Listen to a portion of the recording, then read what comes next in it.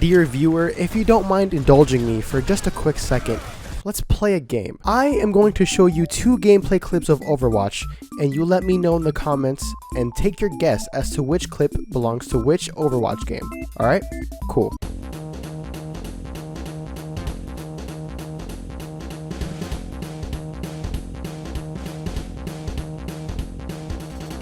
Have you taken your guess? Alright, so clip 1 is Overwatch 1, and the second clip is also Overwatch 1. I bet you couldn't guess, right?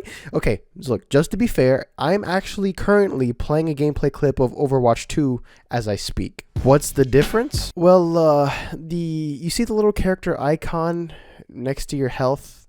Yeah, they changed it.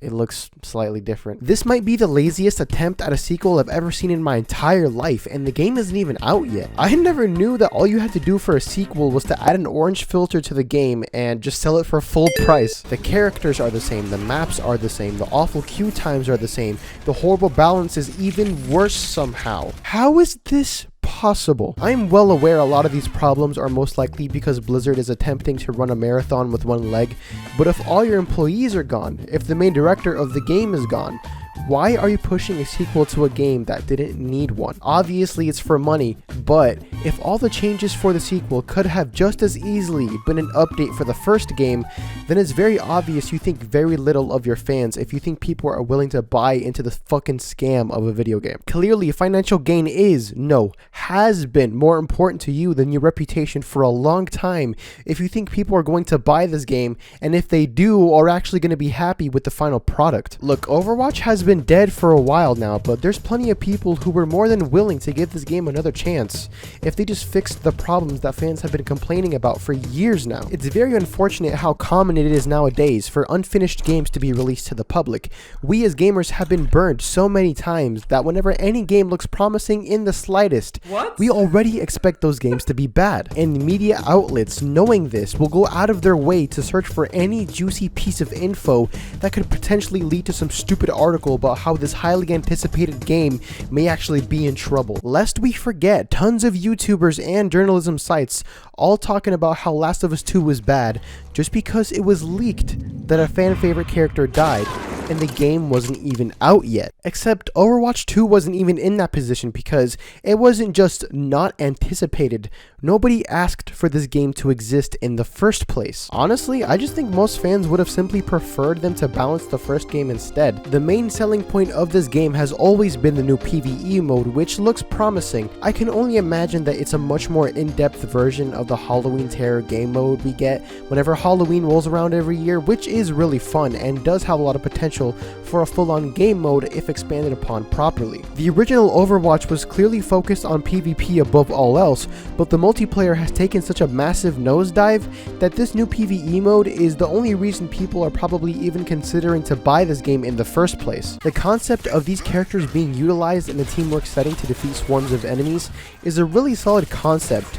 Call of Duty Zombies really has set the standard for extra game modes in shooters, and other games have tried to replicate it for a long time now, but none of them have come even close to having a similar level of success. It could actually be fun to experiment with different character teams and properly exploring your options to get as far as possible, but I think this actually has the potential to live up to that standard. But if you flip the coin for a second and think about who we're talking about here, the likelihood of this new game mode being worth the full price of a new game is very unlikely. Changing the PvP to 5v5 instead of 6v6 is maybe the most random and unnecessary change to the game I possibly could have imagined. Overwatch's balance was already completely out of whack in 6v6, so now imagine changing it to 5v5 with the same characters that haven't been changed, mind you, that were originally designed for 6v6 teams, which again, let me remind you, was completely unbalanced, and you have got the gold mine of bullshit. I mean, really, this should be considered an accomplishment. I'm pretty sure this change was just added to the game just so players can be tricked into potentially thinking that this game actually has more new content than it actually has. And even if people buy and play Overwatch 2, the realization is gonna set in that the queue times still suck ass, and getting into one game is gonna take just as long as one game of League of Legends. Well, you know, a short one anyways. Don't even get me started on the stupid ass role queue system that's still in the game somehow. I honestly believe that this system was only implemented because the developers realized realized that their game was horribly balanced, didn't know how to fix it, or was just too lazy to, and decided to add this system where you can select a role to play before even getting to the character select screen. You know it's bad when people have to feel like they're compromising their fun while playing your game just because they have to make a sacrifice by playing a healer instead of a DPS character. You must know how crazy it is that it feels like a sacrifice just to play a healer in a game that's supposed to revolve around teamwork, right? Hey man, you're being a little harsh. Lots of other companies have made sequels to games reusing assets before, and you're a big Nintendo fan and they do it all the time. You're stupid and biased. Yeah, this is nothing new. There's plenty of examples of other developers reusing assets of an already successful game to make a follow-up. Majora's Mask or even Mario Galaxy 2 are both great Nintendo examples of this exact practice being done. So what's the difference? Those games are only reusing assets as a means of developing those games faster